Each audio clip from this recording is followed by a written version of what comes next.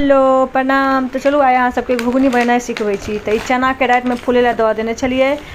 प्याज काटि लिअ, हरियर मिरचाई काटि लिअ। हमरा हरियर मिरचाई नहीं छला उपलब्ध, तो प्याज काटि कऽ बढ़िया से ओहिमे घुघनी डालि कऽ चना, एखन घुघनी नहीं बनलै चने छै, तो चना डालि के बढ़िया से मिला कऽ झाँपि दियौ। फिर 5 मिनट बाद उघाड़ला के बाद एहिमे कनी हल्दी दऽ दियौ, हरद, मिरचाई और कनी नमक स्वाद अनुसार, जते खाइत हेबै अहाँ। केओ बेसी खाइ छथिन, केओ कम खाइ छथिन।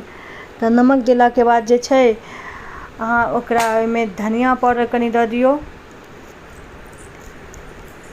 गैस के लॉ कम के लेल धनिया पाउडर दऽ दियौ कनी। धनिया पाउडर के बाद गरम मसाला या फिर अहाँ मैगी मसाला दऽ दियौ, मस्त बनि जाइ छै। मैगी मसाला ना हर चीज में स्वाद आनि दै छै। तऽ एहिमे हम देलहुँ मैगी मसाला। तकर बाद बढ़िया से एकरा मिला दियौ और हल्का जे छै से ढरऽ लगै छै कनी सब चीज मसाला देलाके बाद, तऽ हल्का पानि दऽ दियौ। पानि देलाके बाद ने एकरा बढ़िया से मिला दियौ।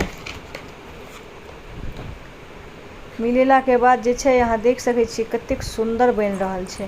ई हम ट्रेन ला बनेने रहौं, हम दिल्ली आबै छलहुँ तहने हम ई बनेने रहौं, कियाकि घुघनी हमरा अपने हाथक नीक लगैए। तऽ देख सकै छियै हम हल्का पानि दऽ कऽ मिला देने छियै और पानि जे छै से सोखि लेलकै। पानि जे सोखि लेलकै फेर कनी पानि दऽ कऽ एकरा, ताकि धरै नहि। एकरा बढ़िया से मिला कऽ एतेक पानि दऽ दियौ जे मतलब ई तुरंत सोखि लिअ, और ज़्यादा पानि देलासँ खराब भऽ जाइ छै। मिला देलिए बढ़िया से। देख सकै छी हम ओतबे पानि देलिए जतबे एहिमे लगतै। एहिसँ बेसी पानि सब्जी थोड़ी बनाबै के छै। अहाँ देख सकै छी हम कते मात्रा में पानि देलिए। तकर बाद जे छै से झाँपि देलिए, तऽ 5 मिनट बाद देखलिए पानि सुखा गेल छै और ई बहुत बढ़िया से भुजा गेलै। तऽ अहाँ सबके केहन लागल वीडियो से लाइक कमेंट कऽ कऽ हमरा बता दिअ कमेंट में।